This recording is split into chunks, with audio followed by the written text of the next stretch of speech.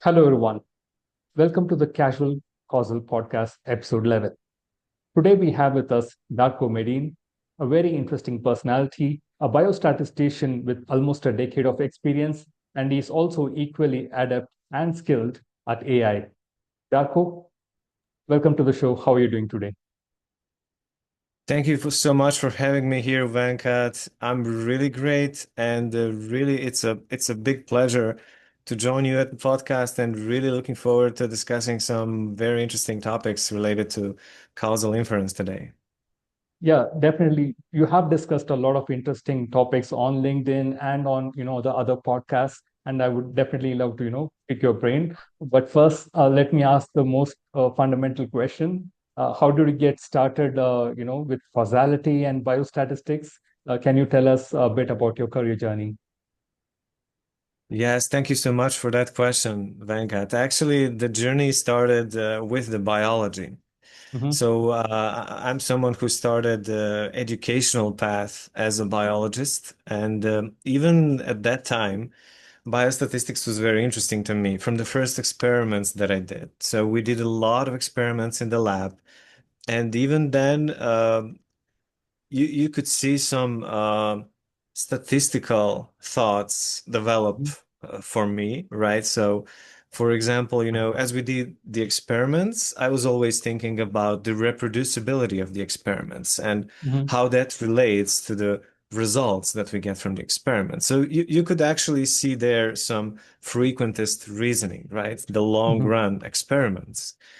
And what I really liked about statistics is that it was everywhere. It was in biology, it was in physics, it was in biochemistry, it was whatever domain related to biology I took, you could always see the impact that statistics has. And the real transformation for me began when I actually went to the master's degree and studying diabetes, type 2 Hmm. diabetes in the Montenegrin population. That was really the point where I started using a lot of statistical tools, statistical frameworks. That's the first time where I actually started some programming related to statistics, starting to learn our programming language, and that's where the journey started. And after Hmm. that, it's all a path toward either statistics or AI, as you mentioned. So Hmm. along the path, causality, causal inference, and AI, all these fields that may seem different, but as we will discuss today in the podcast, they actually converge together in certain points. And that's how I got here, right? So starting from biology, going through some diabetes research, and then all the way through biostatistics and AI through the career path that I am on today. Hmm. It's very interesting you brought the point about replication. Replication has been one of the tenets for us as well, even though we are in marketing, and because of which I have, come to appreciate the frequentist methodology even more. I know from my LinkedIn post and everything, you must have realized that I incline towards more like towards the frequentist methods. I'm not asking you to pick a side, but I think you also believe, that frequentist methods are better, at least in the biostatistics field. I have interviewed, Adrian Olszewski, Justin Belair, Ryan Batten. And when it comes to biostatistics, I think frequentist, is the popular methodology to go to in comparison to Bayesian, right? Moving on, you're also an AI product developer, something not that common with biostatisticians, right? I mean, I have, as I told you, interviewed a lot of biostatisticians. They are very much focused in their field, but they don't, venture out of that field and go towards AI. Why are you a big believer in the power of AI plus biostatistics? That's really an interesting point, Venkat. And I think your question is straight on target, right? So we are seeing the development of AI today, which is changing the world as we see it, right? So it's obviously that it's a very powerful field. However, I started my interest in AI long ago, right? Even before the popularity of the AI that we have today. So I remember doing some of my first Kaggle competitions where we used computer vision and other deep learning approaches like 8 years, 7 or 8 years ago, something like that. So Mhm. that was really the period where I got really interested in AI. However, uh, really one interesting point is that a lot of what is done in AI today, especially in the modeling of AI, so creating the AI models, has a lot in common with what we do in statistics. So it's deep learning models are essentially large functions, right? So they're extremely large functions. The modeling approach has similarities to what we do in statistics. Of course, there are a lot of differences. In statistics, we use simpler models. In AI, we use highly complex models, which are usually called black box models because of their complexity. But essentially, there are a lot of similarities. The way we deal with regularization. So we would use the same regularization we use in logistic regression, and we can use a similar one we to train a deep learning model, right? Then how we validate the models, it all ends up in some form of data science or statistics.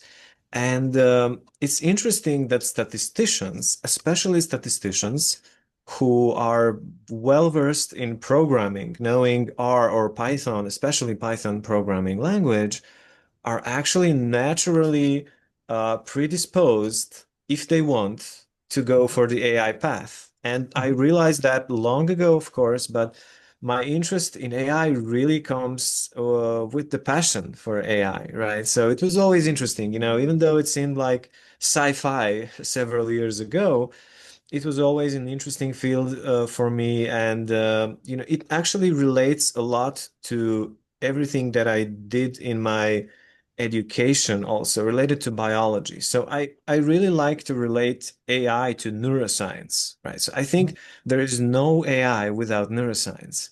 So really, a lot of these different aspects that are somehow showing up in my career from time to time, but in past several years, I got really interested in AI. So I ended up in a situation of building several AI products, partnering with a company from US, Analytica, to actually bring the AI program up and develop many novel approaches in AI. Mhm. Very interesting. I'm just remembering a quote from a fellow data scientist. He said that, if you have ever used logistic regression, then you are into the field of AI because, all these neural networks, that artificial neural networks are nothing but, logistic regression on steroids. But yeah, it's very interesting that, you got started with AI pretty much early on. This is another fundamental question that I pose to all my podcast interviewees. Uh, what is causality according to you? Uh, I'm asking you to explain it in three levels of difficulty.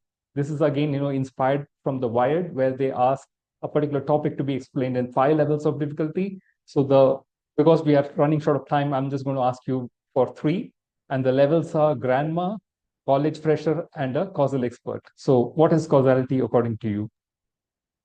Yeah, that's a really good question. So to me, causality is a very high order set of principles. And I really relate causality more to physics, as a Mhm. general high order principle, like the laws of the universe and how everything is happening in the universe. And then going to the lower order, deeper branches, where we get to causal inference, where we get to various types of causal reasoning, where we use other approaches which are, more subjective to us humans, how we reason about things. But Mhm. really, if you ask me what is causality on this first level, I think causality is that simple schematic that we usually see, which is A then we have an arrow towards B. So A is causing a B. So that's like a simple version of how people see causality. And of course, there is the temporal side where the cause must precede the effect. So that's really the simplest version of how majority of people really see causality. Yeah. However, then when we get into the real world of causality, when we try to actually use it to solve problems, we Mhm. get to that medium level, right? The medium Yeah. level is high complexity world, right? It's a high complexity world where everything doesn't have to be that simple. You know, we could have A causes B and then B causes C, but only if there is a third condition fulfilled, right? So the things get more and more complicated. And actually, that's what's happening in the biological systems. That's what's happening in the mixed marketing analysis, where we always have many different things that may influence the final causal result. So that's the medium level of how people see causality. And on that level, we assume to know that certain methods can help us, discover the causal patterns, infer the causal average treatment effects, or do causal discovery, right? So we use methods like propensity score matching, regression discontinuity, differences in differences, and so on. So that's really when we start applying those methods, we really start to pass beyond that medium level and work our way towards the final level, the third level, which is really what I said at the beginning. So causality is a high order concept. It doesn't really have to be related to data always and to analysis, right? So causality is not always a function of data, even though the data is really the best resource that we usually have at our disposal to solve specific problems. But I really see causality independently of us, independently of how human reasons about causality. For me, causality is a feature of how things are happening in the world around us, whether these things are related to marketing, business, finances, biology, clinical trials.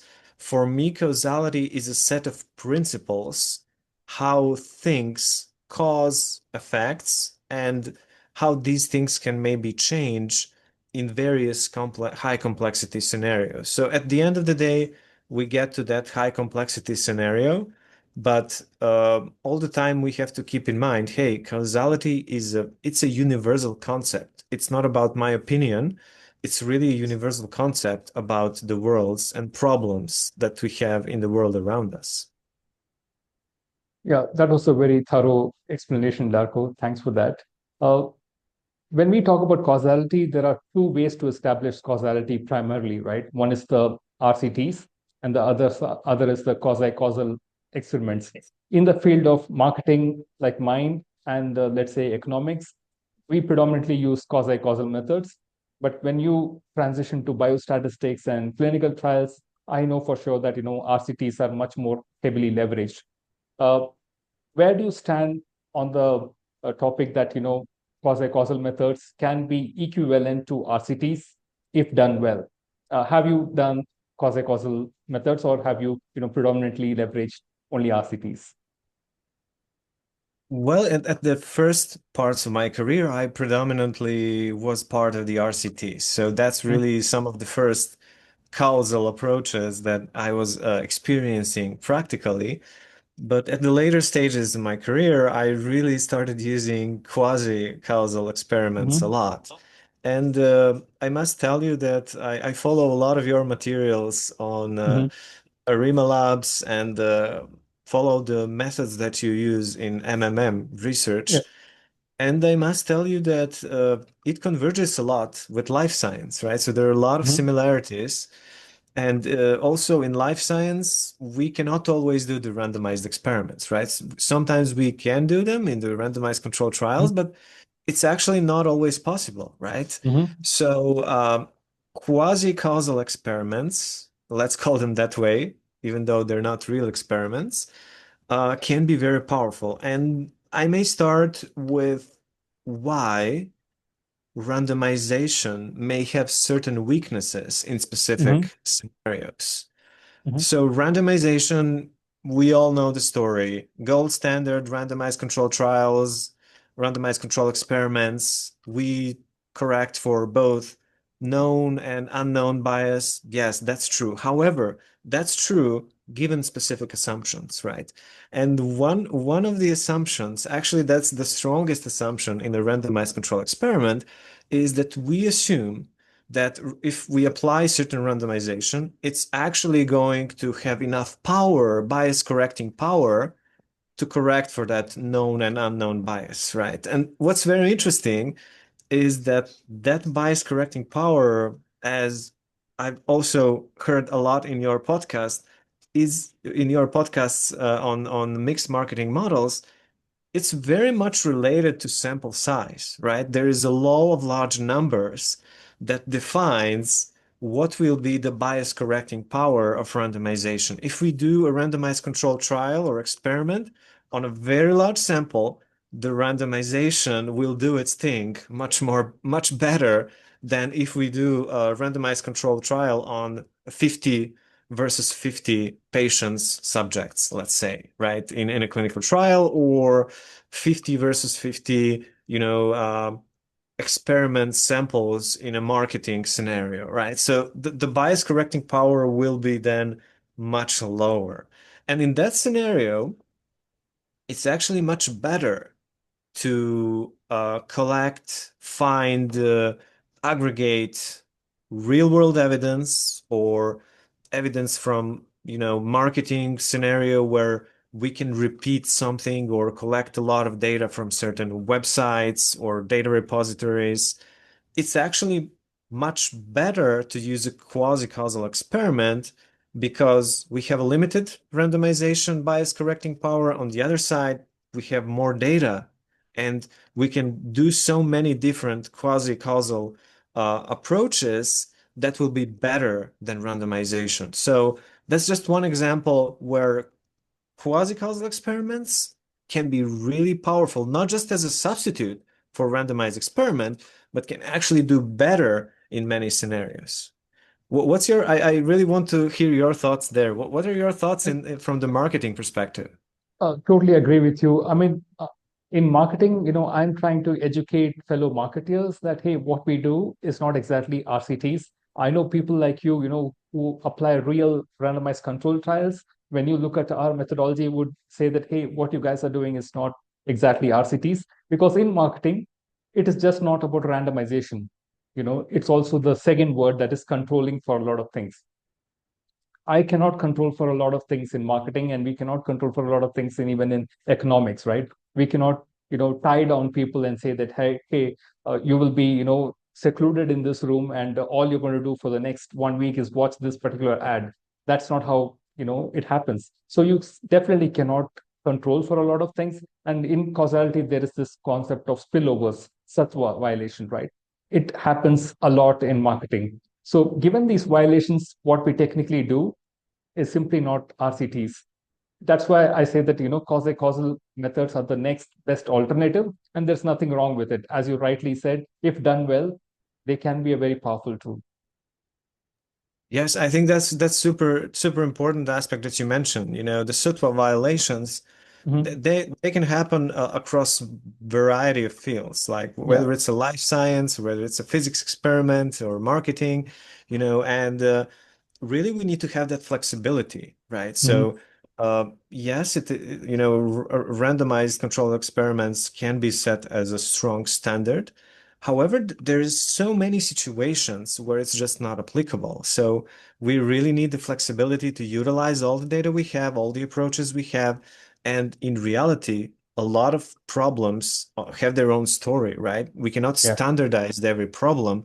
Every problem is a unique story for itself. So really, if we don't use the quasi-causal experiments, we are limiting our set of options, and many problems cannot really be solved without them.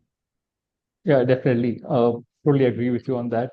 You earlier alluded to the point of temporality when you talked about, explaining causality in the very easy level, X causes Y, something like that.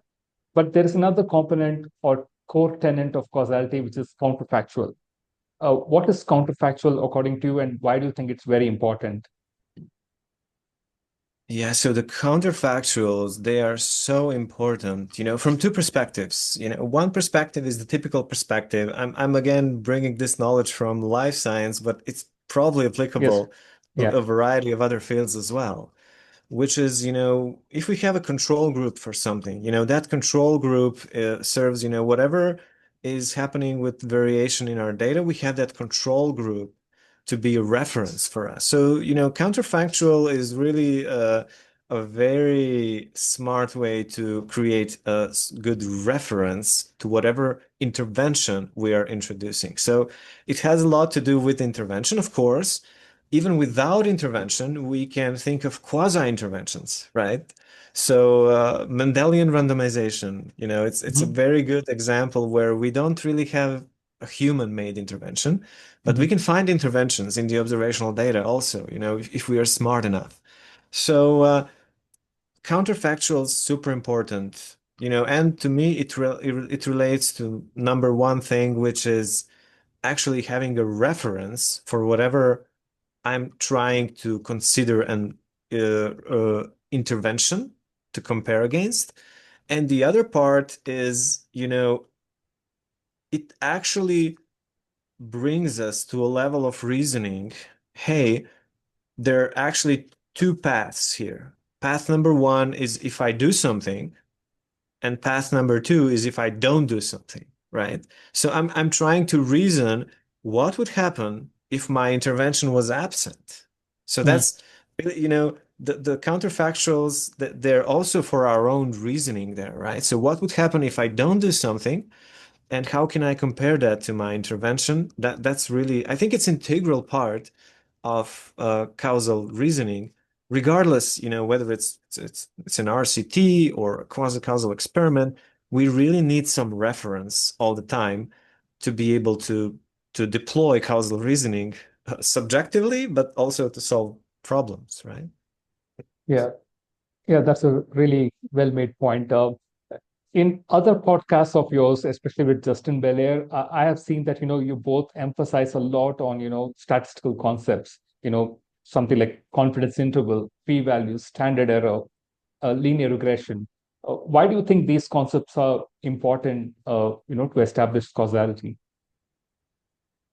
I think that they have a lot of importance in the analytic part, right? If we are doing causal inference, then we have we are actually performing analytic approach most of the time. If we're talking about causal inference, causal discovery, there are other approaches which are more mechanistic, right? Which Mhm. are less dependent on these. But essentially, any estimation that we do in causal inference or causal discovery has to do with uncertainty, right? So uncertainty is the key element why statistical robustness is really needed there. And you mentioned before why frequentist framework often works in specific situations. Now, there are situations where Bayesian framework works, like quantum physics, right? That's a very interesting segment, maybe not very much relevant to my career Mhm. at all. But there are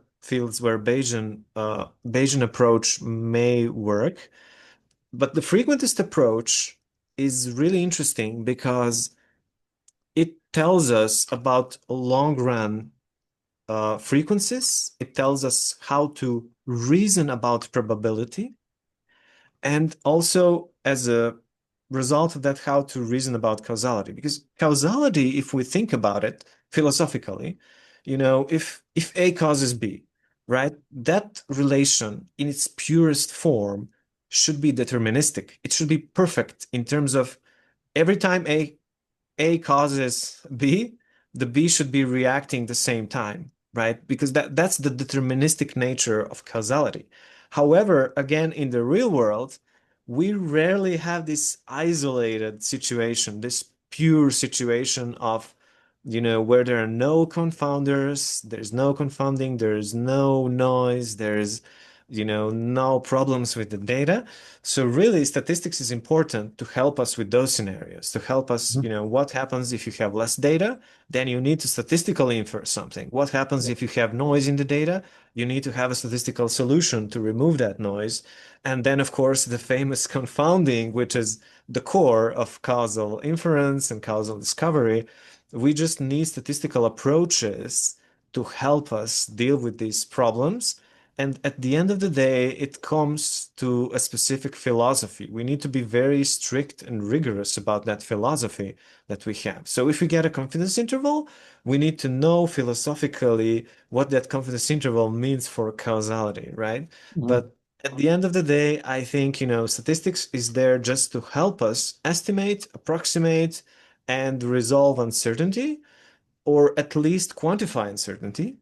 But the other side of causal reasoning, I think it doesn't have anything to do with statistics. It's more logical, it's more philosophical, and again, going back to what I mentioned before, it has to do with the universal principles that Mhm. happen around us, right?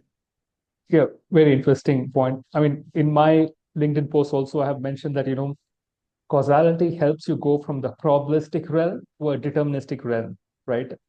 As you rightly said, if A causes B, definitely, B has to have an effect whenever A is around, and in a way, frequentist methodology does kind of, give that confidence that when you have this repeated experiments, A will cause B again and again. And that in a sense gives you confidence, right? So yeah, definitely a great point that you made.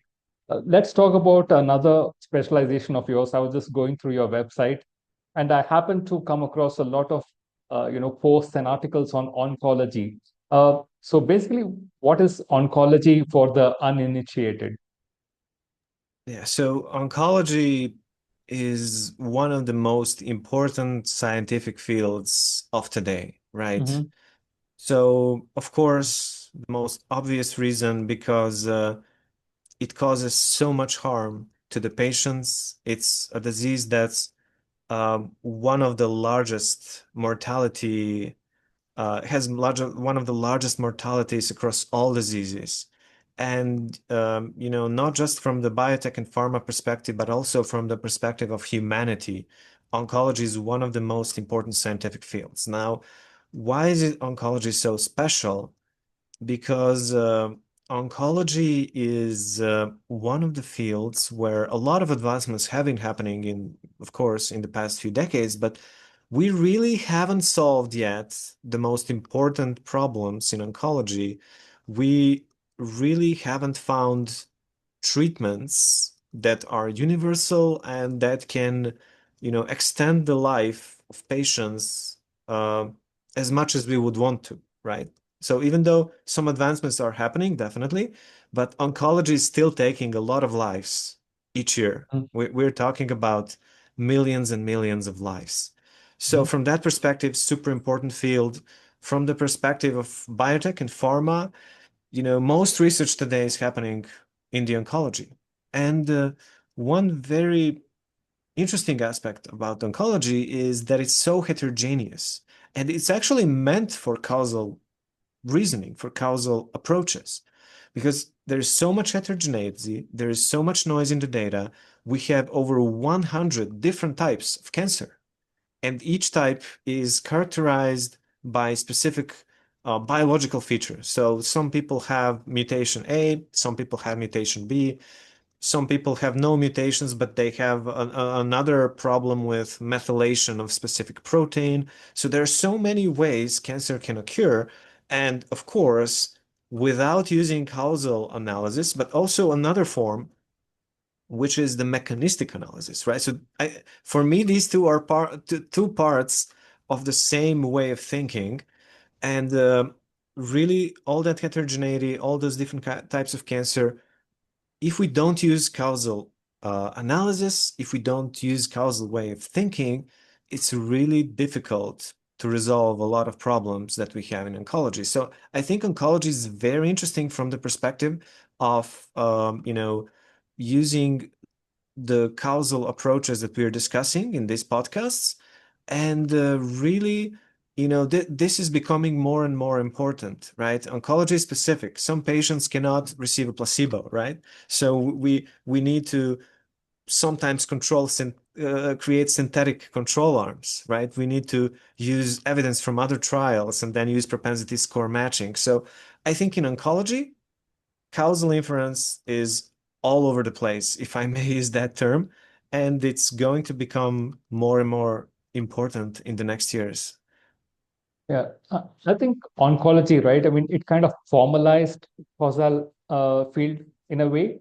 I mean, if you remember that, smoking causes cancer was not proved through RCT, but through, quasi-causal methods, and of course through the famous Bradford Hill criteria, right? So I think a lot of the causal methods have been developed in a way of, answering the fundamental question of what causes cancer, right? There are other questions that I have for you. I must admit that, I'm not an expert, so I have to ask you these questions centering around oncology. Uh, what are endpoints, that you mentioned in your articles relating to oncology?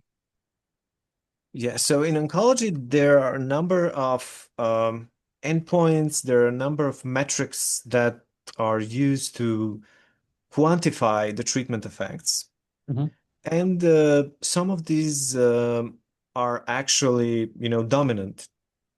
mhm, So the most dominant metric endpoint we use in oncology is really the average treatment effect of overall survival. And you can see mhm. I'm using virtually the term average treatment effect as we use it in the causal Yeah. inference, because most of the time it comes from randomized controlled trials, right? But that's changing, right? There are a lot of Mhm, randomized controlled trials in oncology we cannot perform. So uh, anyway, the overall survival is really dominant because that's the main field in which we want to have impact. We want to extend the life of patients in terms of finding the drugs, developing drugs that actually uh, increase the overall survival of patients. So, as mhm, statisticians, really our goal is to analyze the data that comes from mostly RCTs, but also real-world evidence, and find potential sources of bias, remove these sources of bias if they're there, and estimate that our treatment effect as overall survival. There is another treatment effect which is uh, also important, but it's not as dominant as overall survival, which is called the progression-free survival. So we want really to measure what's happening with that progression. What's happening with the disease? Is it a stable disease? Is it worsening? Is it improving? So we want to observe biologically what's happening with the disease, not necessarily just overall survival.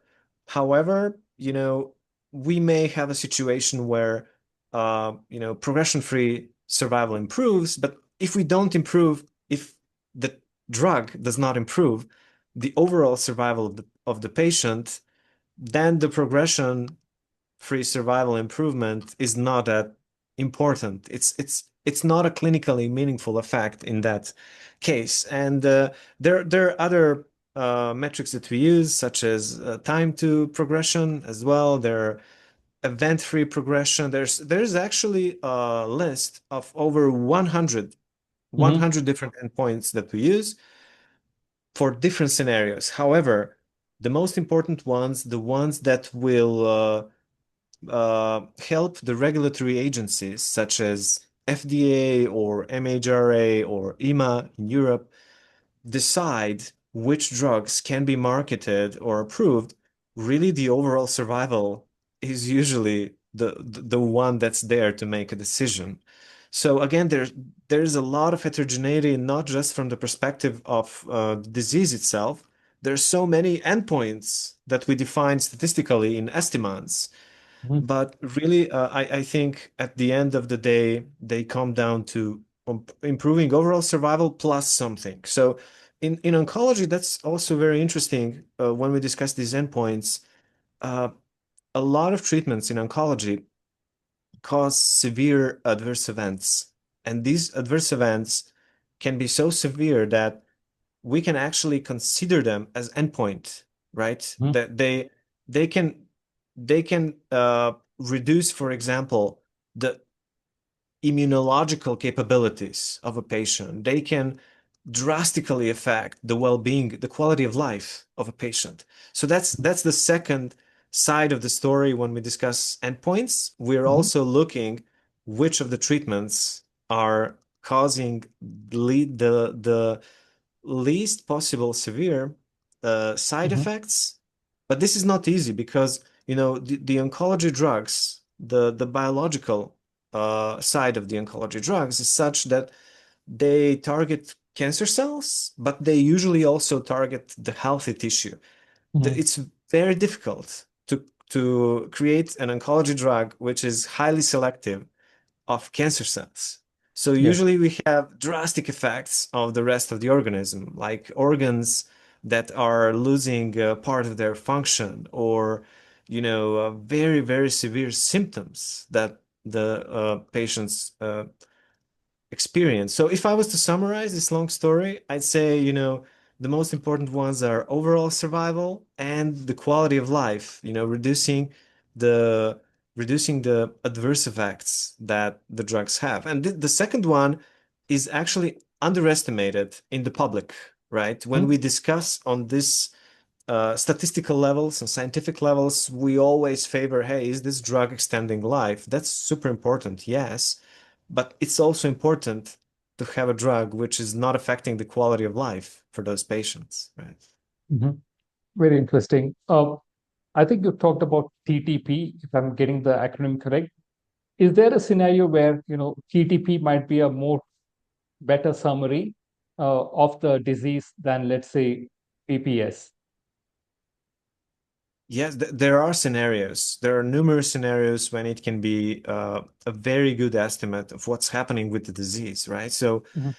the TTP is a very biological Hmm. endpoint, right? So we're not measuring the metrics such as overall survival or PFS or PPS, but we're actually interested, about the time that's going to pass until we see a biological change, a negative biological change for Hmm. that patient. And that's very important because this tells us about potential prognostic aspects for those patients, right? Even before some events happen, which are usually very negative, um, time to progression can tell us in advance, what's happening with the state of that patient, and at the end of the day, is that treatment producing an effect powerful enough to stop the progression of the disease, right? So for me, it's a very biological feature. It's often used in various scenarios where we want to gain some initial information quickly, initial biological information. And then if we want to really do a phase 3 trial, that can last for years and years, we focus on something like overall survival or progression-free survival. But TTP can be very powerful in those scenarios where we need quick answers, right? Quick initial signals that a specific drug is causing a benefit, or if it's not causing a benefit at all. Very interesting. I think I can take a leaf out of, this particular analysis TTP, because in marketing we often are looking for quicker signals whether something has worked or not. Clients don't want to keep running their campaigns for, let's say, months on end. They would like to know, hey, I just ran it in this week. Is this really working or not? So maybe something that I can pick up from you guys. Uh, you have Yeah, also written extensively on meta-analysis. Would you like to talk about it? What is meta-analysis? Yeah, so that's a very good point. Thank you very much for asking that question, Venkat. I think meta-analysis is very important in not just in statistics. Meta-analysis is really Mhm. how we reason about the evidence, and it has to do again with that long-run experiments and replication and everything. So if we do a study, it's a mixed marketing study, let's say, and we get some results, we always think about, hey, if we completed another study and then another, and then if we have 10 or 15 studies for the same topic, Mhm. could we just combine all these results Mm-hmm. and get a result which is more trustworthy, because we are essentially replicating the study in a Mm-hmm. way. So we're not just replicating, samples. In this case, we are replicating entire study. So what's interesting is that, we can get very large samples using Mm-hmm. meta-analysis, and we can get a lot of evidence. So really, in that pyramid of evidence, meta-analysis is virtually at the top of the evidence pyramid, right? And then as the pyramid goes down, we have other forms of analysis, such as individual studies, phase 3, phase 2, phase 1 in marketing. It could be, large scale studies, smaller scale, medium scale studies. And then at the bottom of the pyramid, we really have, like, studies of virtually a case study of one, right? Sample Mm-hmm. size of one. So it's really interesting how that pyramid of evidence actually evolves. And really, something that's at the top of the pyramid is meta-analysis. Now, meta-analysis is a very difficult field to master, because in addition to all the sources of bias that we have to correct in individual studies, all of a sudden now we have different study designs, so we're not just talking about variation between samples and the sources of bias that exist normally. We're also talking about human-made sources of bias, such as different study designs. So how do you combine 10 studies, and each study may have different inclusion criteria, or it was done in different parts of the world, or they use slightly a different dose in clinical trials, or they use a slightly different approach in the marketing model, but they're still same approach, but with some differences. So really, the complications around bias start to grow exponentially if we want to combine different sources of evidence. However, statistics is again there to try to help us, mitigate some of those sources. So Mm-hmm. we can use mixed models, random effects models, fixed models, and have specific approaches, specific formulas that can help us come from, a very complicated situation to actually a situation where we aggregate this evidence effectively and get that famous diamond in the meta-analysis, which is actually a pooled effect of many studies. Now, where it gets really interesting is the network meta-analysis, right? So the network meta-analysis has another side which is not present in, let's call it normal standard meta-analysis. In standard meta-analysis, we basically pick a topic. Let's say, it's a uh, mixed marketing study, and we basically, for the same domain, for the same topic, for the same type of intervention or quasi-intervention, we just combine a lot of evidence from different studies and get one large pooled estimates. However, what if we wanted to compare 30 different mixed marketing uh, effects, marketing approaches to produce a specific, let's say, profit or change in ROI, right? So if we wanted to compare many different approaches, we can't really use the standard meta-analysis approach. We need something else. We need an approach that can infer indirectly how these different approaches compare against each other. And that's really the most significant feature of network meta-analysis, is that if we have a comparison of, let's say, marketing approach A versus marketing approach B, and then we have a comparison marketing approach B versus marketing approach C, we can infer A versus C, right? So we can form a triangle and indirectly infer evidence. And that's really the most powerful feature of network meta-analysis. If we have missing links, if we Mm-hmm. have gaps in knowledge, experiments that have not been performed, data that we don't even have at all, Mm-hmm. with network meta-analysis, we can quite accurately infer this from the rest of the data we have. So we're effectively creating synthetic data, but a very reliable synthetic data. If, of Mm-hmm. course, it passes all the statistical tests, such as, transitivity and consistency and other tests, it's a very powerful tool to indirectly infer something. I think that's one of the unique statistical approaches from that perspective. Yeah, I think that was really well explained. I'm definitely going to check out, this network meta-analysis. That's something very new for me. I know a bit about meta-analysis as part of statistics. We have all learned it, but network meta-analysis seems really intriguing. Um, let's play a small game. This is a game that I play with all our podcast guests. This is known as the Rate the Causal Assumptions game. So let me quickly share my screen. And I'm going Okay. to present to you with a lot of, quasi-causal methods, and you can tell me whether the assumptions behind them are reasonable, unreasonable, or impossible. Yeah, let me know if you can see my screen. Yeah, I can see your screen. Yes. Okay. Yeah, there we go. I hope you can see. Yeah, the first one is DID's parallel trends. Do you think it is reasonable, unreasonable, or impossible?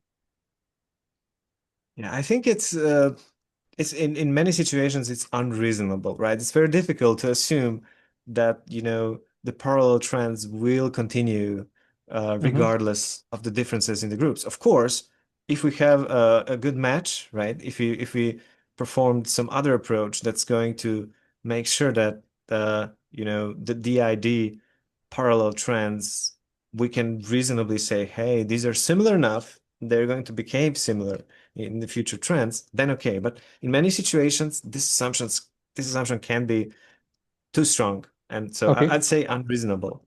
Okay, great. What about synthetic control methods, synthetic twin assumption? Yeah, synthetic twin assumption, that's a difficult one, because you know, in normal situation, I'd also put it in the unreasonable. However, Okay. synthetic twins can also be very powerful if we combine them with AI. So some recent research suggests that, synthetic twins can actually be better sometimes than the real original data, which is randomized, for example. Mhm. But, for a majority of situations, I'd again put it at unreasonable you know, Okay. to get a Um, clear answer. sure. And then comes the Sattva, stable unit treatment. Where would you put it? Yeah, that one I'd put at hmm. Maybe it can be reference to your field, biostatistics. Yes, yes. In biostatistics, for us, it's actually very much reasonable because we Okay. do blinded. We call them the previous term was blinded, but now we like to use term masked to be Okay. more sensitive towards certain categories of patients. Okay. So, for us, Sutwa is actually reasonable assumption, very, very Okay. much in our field. But, Hmm. in other fields, it probably isn't. But for Hmm. for for clinical trials, it's reasonable. Understood. What about the sharp cutoff rule of regression discontinuity design? Yeah, so that one is reasonable, Hmm. at least according to my experience, it Hmm. tends to perform very well in many Okay. scenarios. Understood. What about perfect balancing in propensity score matching? Perfect balancing and capacity score matching. Well, that one's interesting. I'm leaning somewhere between reasonable and unreasonable. However, Okay. I'd put it this way, I'd say it's reasonable Hmm. because if we have enough data and enough domain knowledge about the data that we're studying, Hmm. it becomes reasonable. Why not, right? So Hmm. often it can be reasonable. It just depends, do we have all the data we need, right? Hmm. Great. I think that was a very quick one, and thanks for your elaborations on all of these assumptions as well. I'll stop sharing and we'll move to our last few questions. Yeah. Okay, okay. Uh, yeah. So you talked a lot about AI. Do you think the current LLM, are somewhat doing some sort of causal reasoning, or do you think they are just stochastic parrots at the end of the day? Well, my opinion is very clear there. I don't think they're doing any causal reasoning. And not Hmm. just that, I think they're not doing any real reasoning at all, right? So Hmm. we have techniques that exist there like chain of thought, Yeah. some use the term reasoning, where the LLM can break down a problem into smaller pieces and then solve these pieces one by one. But actually, that's not real reasoning, at least in my opinion, because that's actually prompt engineering. We Mhm. basically tell the LLM, hey, do this, but break down problem into smaller pieces and then solve them one by one. So really, what majority of the reasoning, let's call them or reasoning under quotes, approaches that they have is just prompt engineering. The real reasoning is what I would relate to neuroscience, right? Mhm. And that's the reasoning we have, of course, as humans. We have a natural predisposition to causal reasoning, right? So we can imagine scenarios. What would happen if I do this? What would happen if I do that? We naturally notice things around us that could happen in different scenarios. And that has to do a lot with the complexity of how our consciousness works, how our attention works, how our brain processes information dynamically. So I'd say right now, LLMs are not doing that. However, I think that causal reasoning is going to become one of the most important topics of the future. Mhm. So I think it's actually happening right now in this moment. But, really looking forward to see how causal reasoning can actually drive AI forward. Yeah, I'm totally with you on this. I'm looking forward to the future. Definitely, causal inference will be part of this AI architecture. And I think you cannot achieve reasoning without having causal inference. Moving on to our last question, what are the recommendations from your side, for somebody who's just getting started with causal inference or looking to get started with causal inference? Any resources that you would suggest?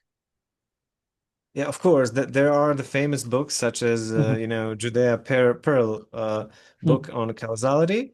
But what I'd really suggest to people who are interested in this field, and this field will become very important. So whoever is passionate about this field, I'd really recommend to start small. So they don't really have to do any propensity score matching or perform causal inference at the beginning. It's really important to go through the theory in detail because causality is a lot about how to correctly reason about things that are happening in the world.